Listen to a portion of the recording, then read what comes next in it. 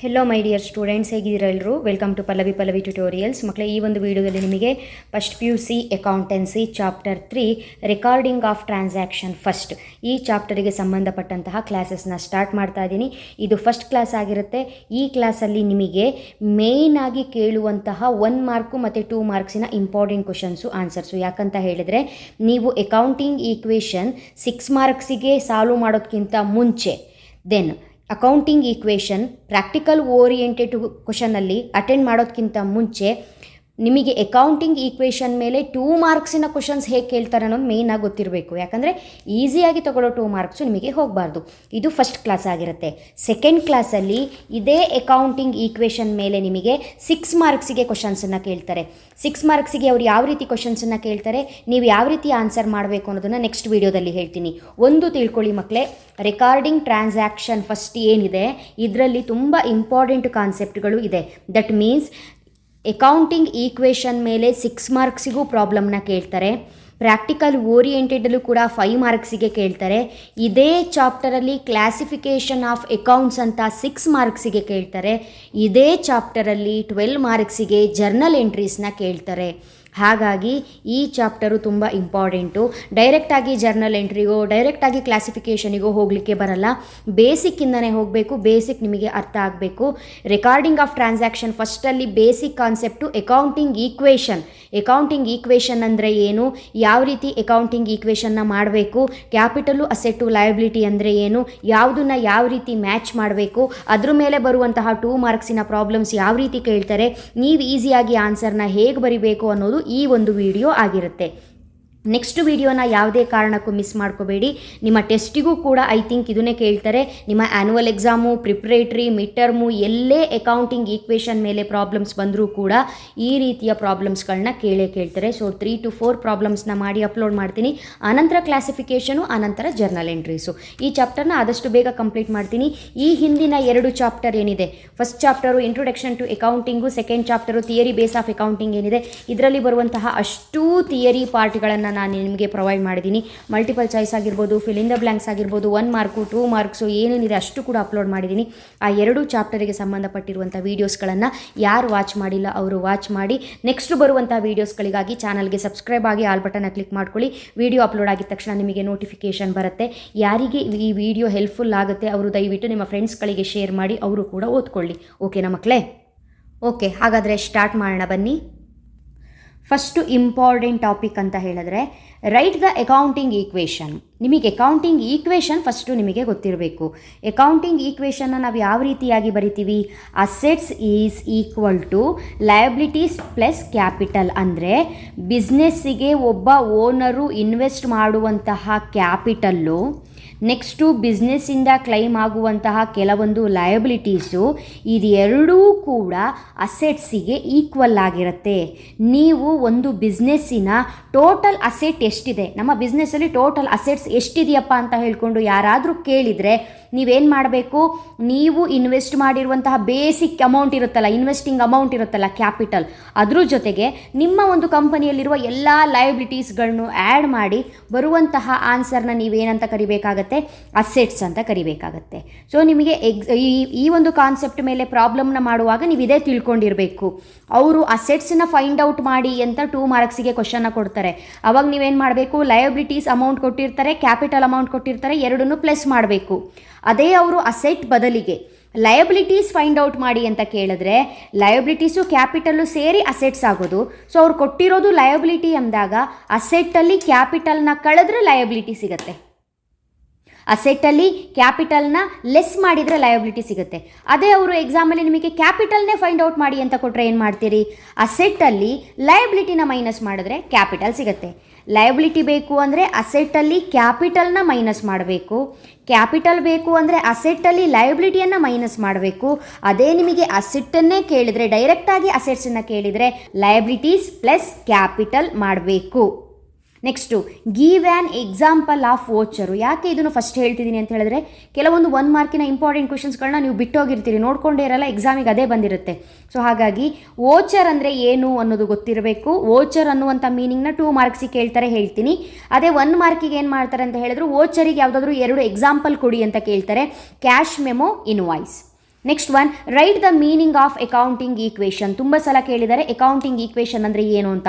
2 ಮಾರ್ಕ್ಸಿಗೆ ಏನಾದರೂ ಕೇಳಿದರೆ ಇದೇ ಆನ್ಸರ್ನ ಬರಿಬೇಕು, ಜೊತೆಗೆ ಅಕೌಂಟಿಂಗ್ ಈಕ್ವೇಷನ್ ಫಾರ್ಮುಲಾನ ಹಾಕಬೇಕು ಅಷ್ಟೇ. ಓಕೆನಾ? Accounting equation states that the assets of a business are always equal to the total of its liabilities and capital. ಯಾವಾಗಲೂ ಕೂಡ ಅಸೆಟ್ ಅಂತ ಹೇಳಿದ್ರೆ ಏನು ಹೇಳ್ತೀವಿ? ಲಯಬಿಲಿಟೀಸ್ ಮತ್ತು ಕ್ಯಾಪಿಟಲ್ನ ಟೋಟಲನ್ನು ನಾವೇನಂತ ಕರಿತೀವಿ? ಅಸೆಟ್ಸ್ ಅಂತ ಕರಿತೀವಿ. ನೆಕ್ಸ್ಟು ಈ ಒಂದು ಕಾನ್ಸೆಪ್ಟ್ ಮೇಲೆ ಅಂದರೆ ಈ ಒಂದು ಚಾಪ್ಟರಲ್ಲಿ ಬರುವಂತಹ one of the important question ಅಂತ ಹೇಳ್ಬೋದು 2 ಮಾರ್ಕ್ಸಿಂದು, give the meaning of accounting voucher. ನಾವಿನ್ನೂ ಕೂಡ ಕ್ಲಾಸಿಫಿಕೇಷನ್ನು ಜರ್ನಲ್ಲು ಟಚ್ ಮಾಡಿಲ್ಲ, ಹಾಗಾಗಿ ಅಕೌಂಟಿಂಗ್ ಈಕ್ವೇಷನಲ್ಲೇ ಇದ್ದೀವಿ ನಾವಿನ್ನು. ಅದಕ್ಕೋಸ್ಕರ ಇಲ್ಲಿರುವಂಥ ಇಂಪಾರ್ಟೆಂಟ್ ಕ್ವಶನ್ಸ್ ಅಷ್ಟೇ ಹೇಳ್ತಾ ಇದ್ದೀನಿ. Vouchers are the documents on the basis of which business transactions are recorded in the books of accounts. ಅಥವಾ vouchers are written documents which provide evidence of financial transaction. ಮಕ್ಕಳೇ, ಒಂದು ಬಿಸ್ನೆಸ್ ಇರುತ್ತೆ, ಬಿಸ್ನೆಸ್ಸಿನ owner ಒಬ್ಬ ಕಸ್ಟಮರಿಗೆ ಒಂದಿಷ್ಟು ಗೂಡ್ಸನ್ನ sale ಮಾಡ್ತಾನೆ. ಆ customer ಗೂಡ್ಸನ್ನ purchase ಮಾಡ್ತಾನೆ. Purchase ಮಾಡಿದ್ದಕ್ಕೆ ಏನು ಕೊಡ್ತಾನೆ? ಕ್ಯಾಶ್ ಕೊಡ್ತಾನೆ. ಕ್ಯಾಶ್ ಕೊಟ್ಟಾಗ ನಾವೇನು ಮಾಡಿರ್ತೀವಿ? ಎಷ್ಟು ಗೂಡ್ಸನ್ನ ಸೇಲ್ ಮಾಡಿದ್ದೀವಿ, ಎಷ್ಟು ಕ್ವಾಂಟಿಟಿಯಲ್ಲಿ ಸೇಲ್ ಮಾಡಿದ್ದೀವಿ, ಎಷ್ಟು ಅಮೌಂಟಿಗೆ ಸೇಲ್ ಮಾಡಿದ್ದೀವಿ ಅಂತ ಹೇಳ್ಕೊಂಡು ಒಂದು ಲೆಟರ್ನ ಕೊಡ್ತೀವಿ, ಒಂದು ಡಾಕ್ಯುಮೆಂಟ್ನ ಕೊಡ್ತೀವಿ, ಒಂದು ರೆಸಿಪ್ಟನ್ನು ಕೊಡ್ತೀವಿ, ಒಂದು ಎವಿಡೆನ್ಸನ್ನು ನಾವು ಪ್ರಿಪೇರ್ ಮಾಡ್ತೀವಿ. ಅದೇ ವೋಚರ್. ಎಕ್ಸಾಂಪಲಿಗೆ ಕ್ಯಾಶ್ ಮೆಮೊ ಆಗಿರಬಹುದು, ಇನ್ವಾಯ್ಸ್ ಆಗಿರಬಹುದು. ನೆಕ್ಸ್ಟು ಈ ಚಾಪ್ಟರಲ್ಲಿ ಬರುವಂತಹ 2 ಮಾರ್ಕ್ಸಿನ ಇಂಪಾರ್ಟೆಂಟ್ ಕ್ವಶನ್ಸು ಏನು ಕೇಳಿದ್ದಾರೆ? ನಾ ಹೇಳಿದ್ನಲ್ಲ, ಒಂದು ಅಸೆಟ್ಸ್ ಕೇಳ್ಬೋದು, ಇಲ್ಲ ಲಯಬಿಲಿಟೀಸ್ ಕೇಳ್ಬೋದು, ಇಲ್ಲ ಕ್ಯಾಪಿಟಲ್ ಕೇಳ್ಬೋದು. 3 ಮೇಲೂ ಒಂದೊಂದು ಪ್ರಾಬ್ಲಮ್ ಇದೆ, ಕರೆಕ್ಟಾಗಿ ನೋಡ್ಕೊಳ್ಳಿ. A trader has assets worth ₹1 lakh. Trader ಹತ್ರ ಅಸೆಟ್ಸ್ ಎಷ್ಟಿದೆಯಂತೆ? ₹1 lakh ಅಸೆಟ್ ಇದೆಯಂತೆ. And his liabilities are ₹60,000. Assets 1 lakh ಇದೆ, ಲಯಬಿಲಿಟೀಸು 60,000 ಇದೆಯಂತೆ. ಹಾಗಾದರೆ ಕ್ಯಾಪಿಟಲ್ ಎಷ್ಟು ಅನ್ನೋದನ್ನು ಕಂಡುಹಿಡಿಬೇಕು. ನಮಗೆ ಫಾರ್ಮುಲಾ ಗೊತ್ತಿದೆ.